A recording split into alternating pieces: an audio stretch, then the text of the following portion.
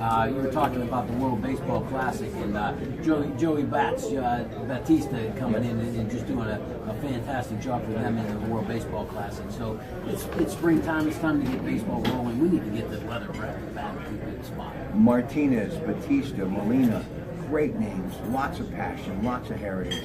And I think of Puerto Rico, I think of Roberto Clemente, and you know, we were talking about Clemente a little while ago.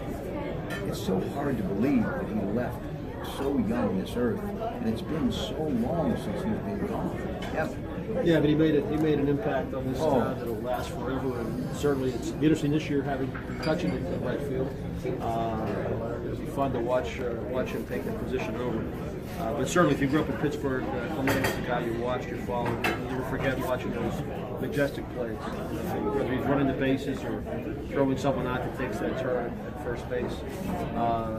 Just the passion he played the game with was just phenomenal.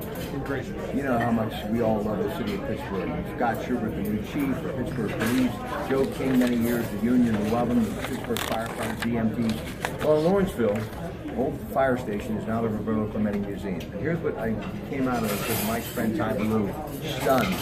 Clemente's old uniform was hanging on the wall.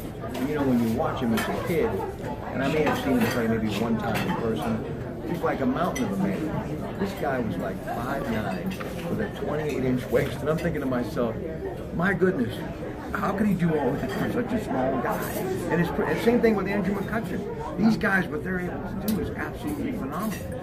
You know, one of the things that was also interesting about the players of that day, if you look at the equipment that they had, particularly the bats, nowadays guys have these real thin bat handles with this real whip action that they can really get the bat head out so easily. In those days, they had the real thick bat handles, and they were swinging 30, 34, 35-ounce bats. Which, you know, nowadays you're not going to get the bat head to catch up to these guys that are throwing the ball 100 miles an hour. So, you know, a little guy like that, imagine the forearm and hand strength that Clemente had to have. That would be phenomenal. It was. Let's talk some football now. We continue here at the Carlton, and we're going to do one more after this, and we'll show you more of that Mediterranean menu. How long does that go for? It's through this coming Saturday. So tonight, tomorrow night, Friday, Saturday. All right. Now listen, Steelers. Jarvis Jones is gone. He went to Pittsburgh in the desert with Bruce Arians and Grimm and those guys. And it's a good thing. Good for him. I like the young man. I hope he does well. I hope he has a great career. I don't think the fans ever really gave him a chance. And I know he started a little slow. But coming from college and playing professional football, it ain't that easy, folks, okay? And these are young kids. You got to give them some time. Dante Hightower came in and says, okay, this place is nice, but I'm going back to New England with some clam chowder. He's gone. But this signing of this Justin Hunter, Tennessee, Buffalo, 6'4", best season was in 2014. What's the thought process? And I think I know what you're going to say, and it kind of worries me that could even happen. Go ahead. Well, I think it kind of worries everybody, and it was the fact that we don't have Martavis Bryant cleared yet to come back to the Steelers. He has to go through the process. He was banished for 1 year, but that year doesn't necessarily mean once he serves it, he's back in. He has to apply for reinstatement to the league. So he's got to go through the whole process and prove the fact that, look, I've done everything that I needed to do to make myself eligible to play in the NFL game. Playing in the NFL is not a right, it's a privilege. And you need to go back to the Commissioner Goodell and make sure that you get that right back. Maybe he hasn't cleared that issue yet. Could be what the Steelers will need. But one thing about Hunter that you don't necessarily take into account is he's not played for a quarterback like Ben Roethlisberger. Tyrod Taylor is not Ben Roethlisberger. No. He's good, but he's not Ben Roethlisberger. Right. I think Ben can play left-handed as well as Tyrod. I didn't say that. But that's one of the things that maybe you're going to get more productivity out of a guy like that, particularly if he's on the football field. Working in a restaurant, and I did many years ago as a maitre d' waiter busboy, and I loved every minute of it. You learn a lot about everything, and this guy knows a lot about a lot of things, including sports.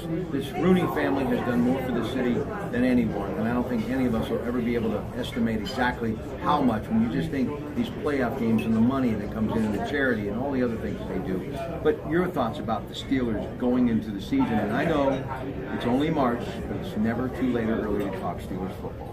Well, I think it's amazing that you are talking Steelers football and baseball spring training at the same time. But listen, the Steelers had a great year.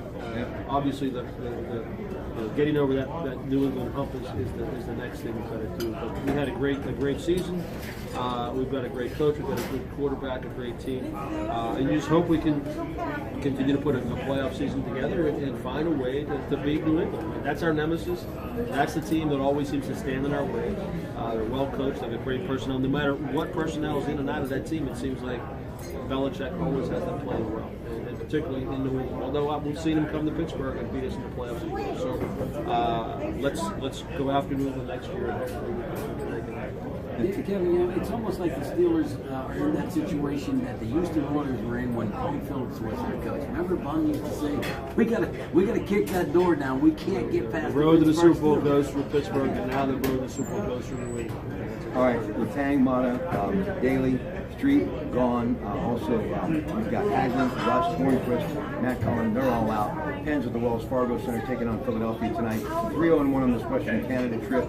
They 7 out of 8 points, as you pointed out. The Penguins, right now, folks, well, they're just a good hockey team, and they got a good Irish guy as their coach, Mike Sullivan. They got a great coach in Mike Sullivan. He came and really did what needed to be done for a team with good veterans, but they needed good leadership. Someone to inspire them. He did what Blythe did in 2009. It took us to win the Cup. This year they seem well poised to repeat, even though they've all these injuries. It's built the character. They've brought folks up that have filled in the spots and played well. We're on tonight's the 5th game of a road trip. We've gotten points in every game. 3 wins. Last night an overtime loss, but we're right there. So he's got the team playing well with leadership from Crosby, Malkin, and lots of folks. I think we could be the first team to repeat since Detroit many years ago. Kevin, as much as we love Sullivan, the Penguins have to fire him because every time they fire a coach, they win the Stanley Cup. Let's give that a few years. We're not firing no Irish coach in Pittsburgh. We didn't play great after we fired Blasman right away. Took another coach. Last thing, and then we're going to come back and talk a little more about the Mediterranean menu and some politics. But Arnold Palmer, first year without him at the invitation, his Bay Hill, Orlando. I'm all Arnold all the time. Golf Channel, another one of his creations. You've been around the guy, you know him, you did. Just tell me about Arnold Palmer.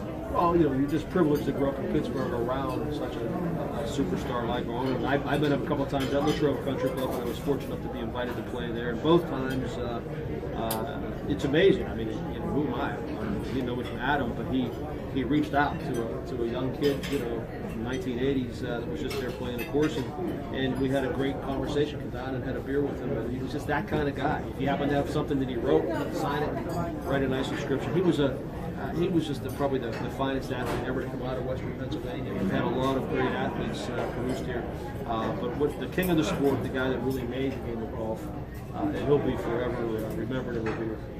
And I know you played Oakmont, and it's still hard for me to believe that Bob Ford is no longer there. And I know he's at Seminole, but I hope he comes and has dinner at the Carlton once in a while. I miss the guy.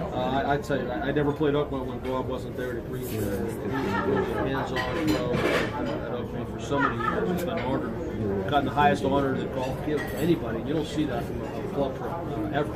So Bob's a guy that his name will be well remembered. We'll come back in just a couple of minutes. Please stay with us. We're at the Carlton in downtown Pittsburgh.